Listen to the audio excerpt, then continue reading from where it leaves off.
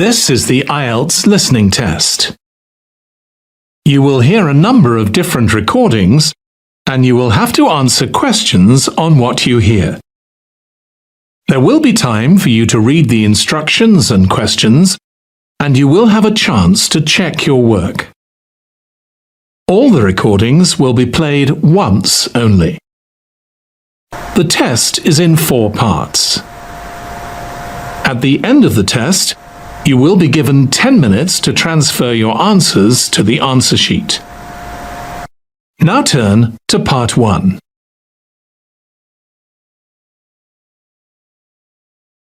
The test is in 4 parts. Part 1, Part 2, Part 3, and Part 4. Now look at Part 1. Part 1.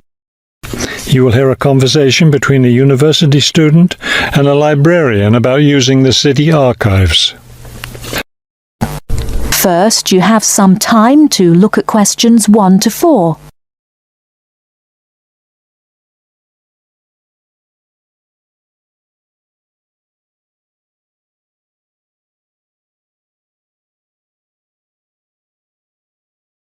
Now we shall begin.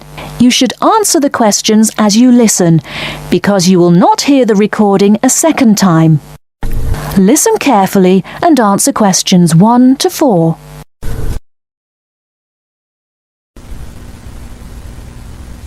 Hello. I was wondering if you could give me some information about using the archives? I'd be happy to. Are you a resident of the city? Actually, I live just outside the city, but I study at the university downtown. That's fine.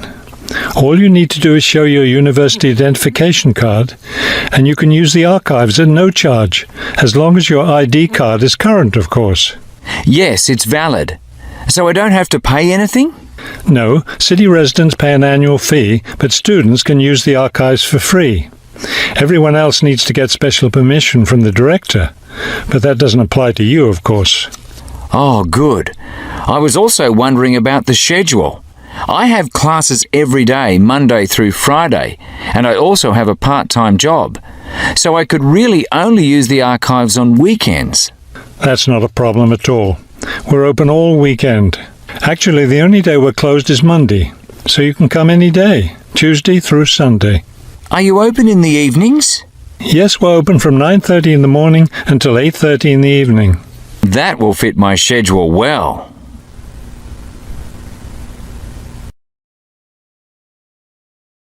Before you hear the rest of the conversation, you have some time to look at questions 5 to 10.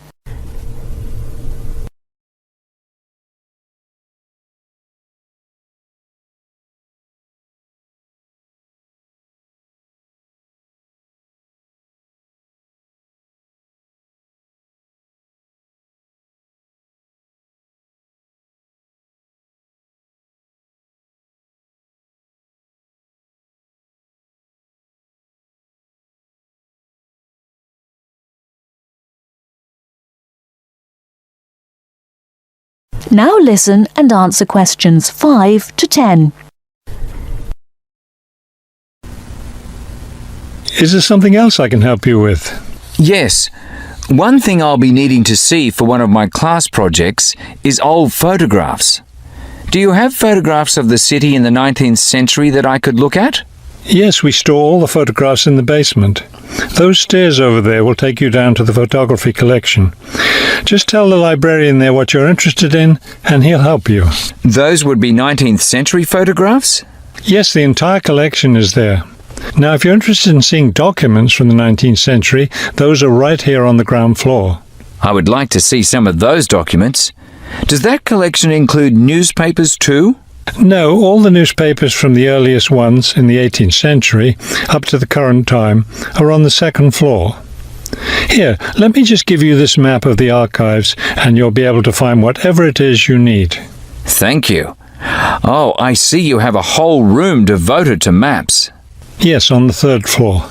That's great, because one thing I need to do is look at how the city has developed over time. I'm sure you'll find a lot of helpful information there.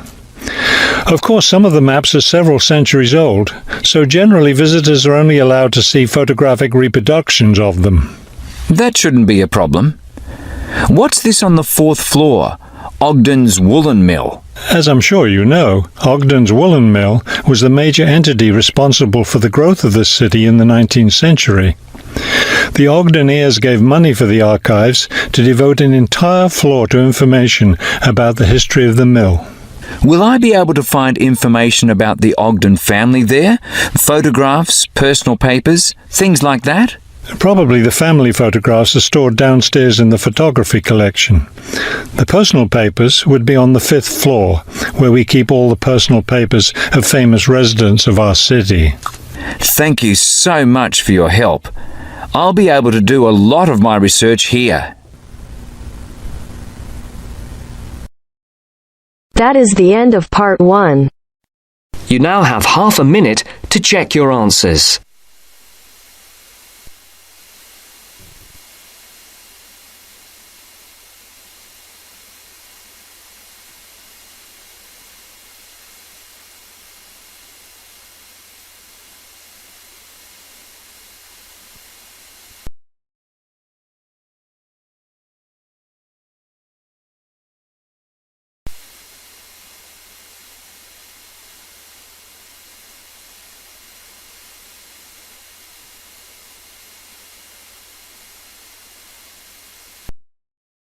Now turns to part 2. Part 2. You are going to hear a conversation. First, you have some time to look at questions 11 to 17.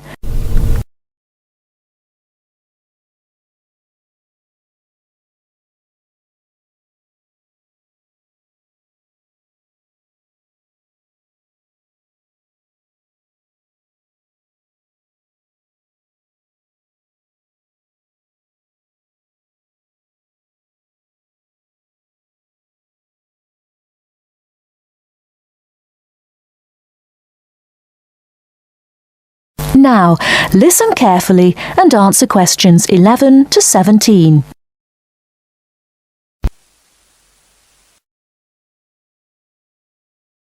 Rita speaking. Oh, hi. I'd like to order some stationery. Could I know your name? Jackson Paris. Right. Can I just confirm your account number and the name of your company, Jackson? Sure. The number is 692411.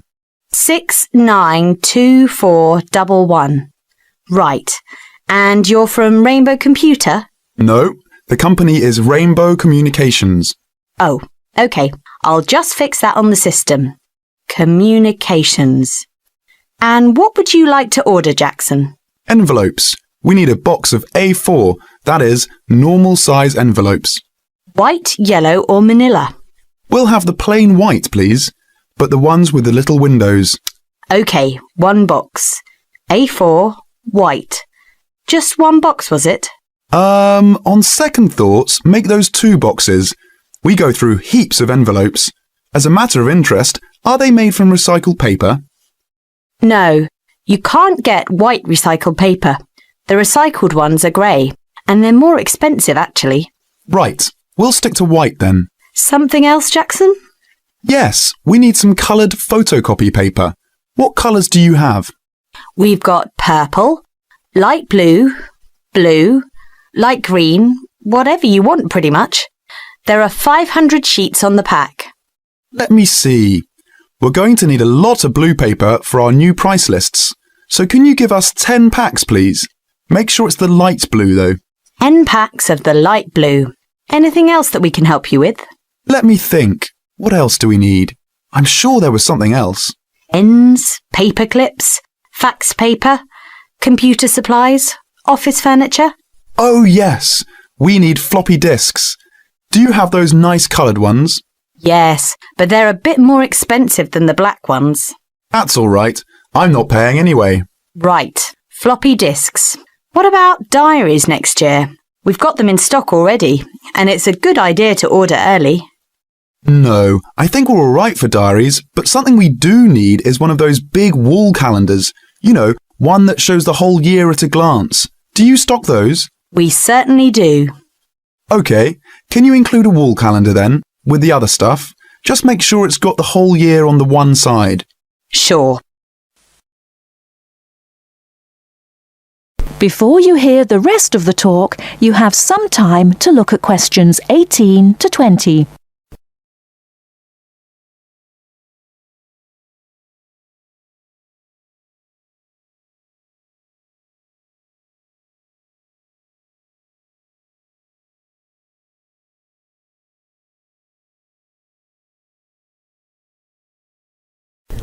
Now listen and answer questions 18 to 20. And do you have a copy of our new catalogue? No, I don't. But would you send one? Yes, I'll pop one in with the order. You'll find it a lot easier to remember what you need if you have our catalogue in front of you next time. Yes, good idea. And when can you deliver this? Should be with you tomorrow morning. Can you make sure that it's not after 11:30 a.m? Because we have to go out at 12. There's only myself here on Fridays. Fine. I'll make a note in the delivery docket that they should deliver before 11:30. Thanks very much. Thanks. That is the end of part 2. You now have half a minute to check your answers.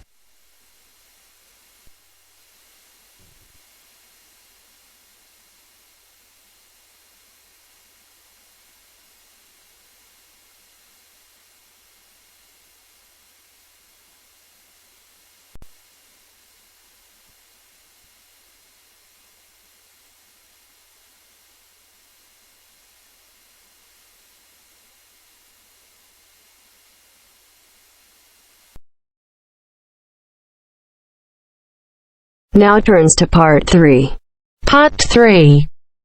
You are going to hear a lecture on ecology. First, you have some time to look at questions 21 to 25.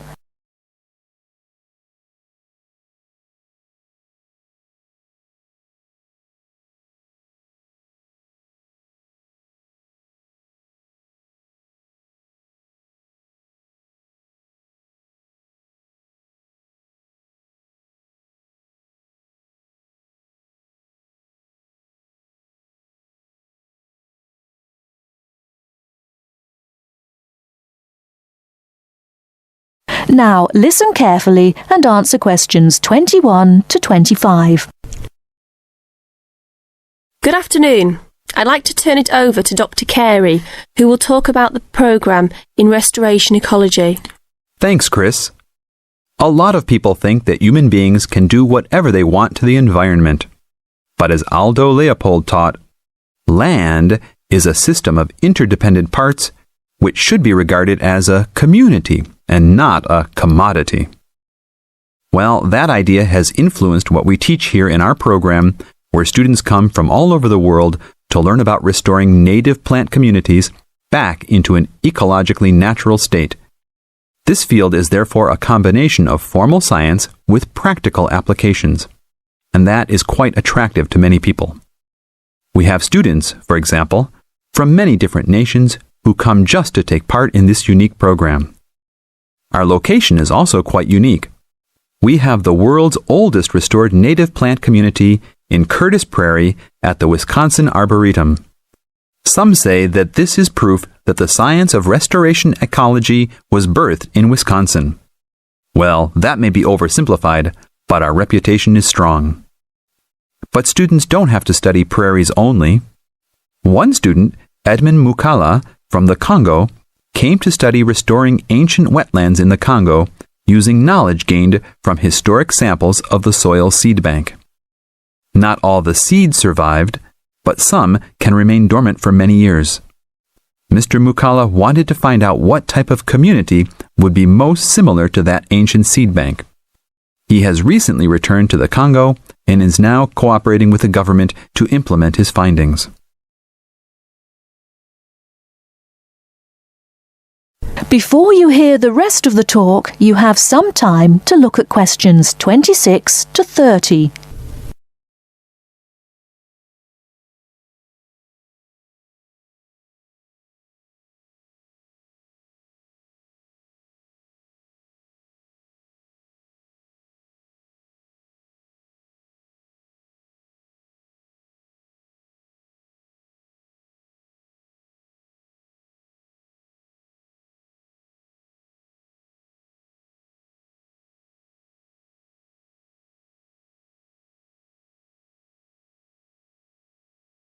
Now listen and answer questions 26 to 30.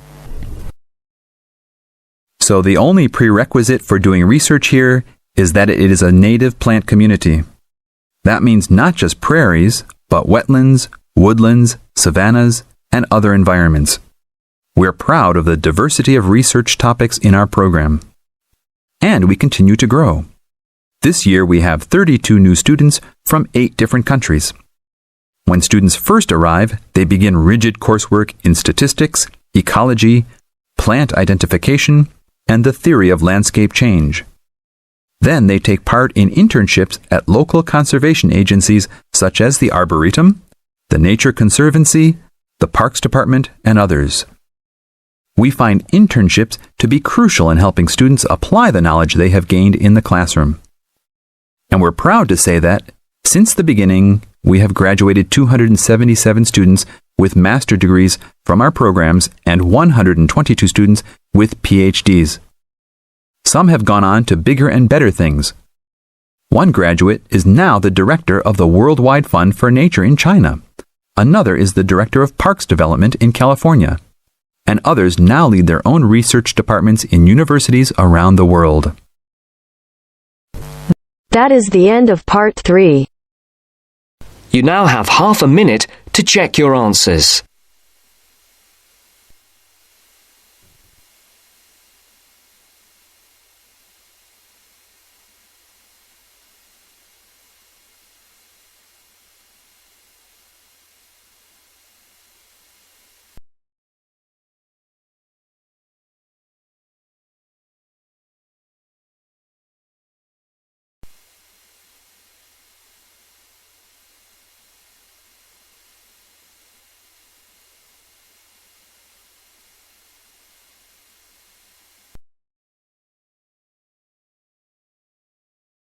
Now turns to part 4. Part 4. 9. Listen to the second part of our lecture. As you listen, complete the notes below. First, you have some time to look at questions 31 to 40.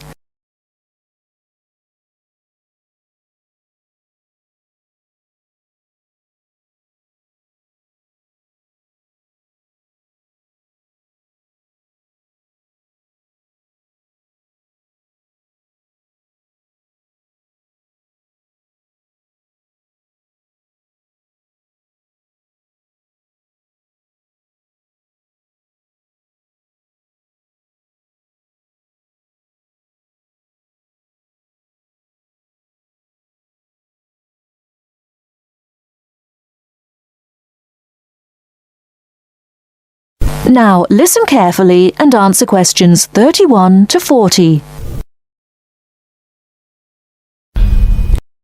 River dance is not just an expression of self-confidence, a kind of culturally interesting pop song. It tells the story of a people through song and dance. It tells the story of the people whose spirit was broken by an event which occurred in the middle of the last century, but continued to affect the society until 1961, the Great Famine. What is a famine? In 1840, the official population of Ireland was 8 million. They were largely poor and living in the countryside. They were beginning to have an interest in independence, and perhaps had things been different, Ireland might have been independent much earlier. But there was a serious problem in the agricultural system. All crops were grown to pay the rent of the land, and all that was grown to eat was the potato. This was fine until the potato crop failed, as it did from 1845 to 1848. The stories of what happened in those times live on in the popular culture of Ireland, and I won't tell them here, but the result was that 2 million people died or left the country by 1851. When you realise that the population continued to go down until 1961, you can realise what a disastrous effect this famine had on the people.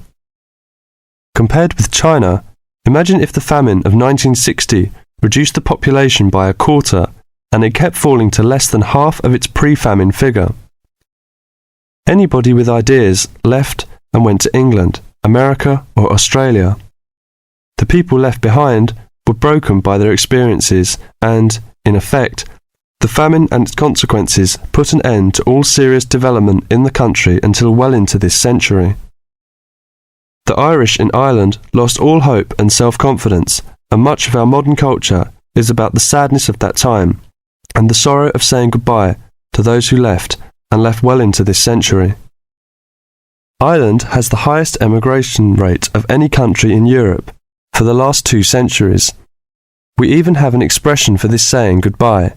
It is called the American wake. It means the ceremony, like that of a funeral for someone going to America, because you will never see him or her again. Do you know why there is Irish music on the film Titanic?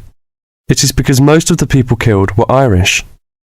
The leaving continued until the 1970s because independence in 1921 was followed by a civil war and an economic depression. Almost every family in Ireland has relatives abroad, and up to the 60s in some places, of a class of 30 graduating from high school all left. Along the west coast, closed-up houses from that time falling into ruin are still common. That is the end of part 4. You now have half a minute to check your answers.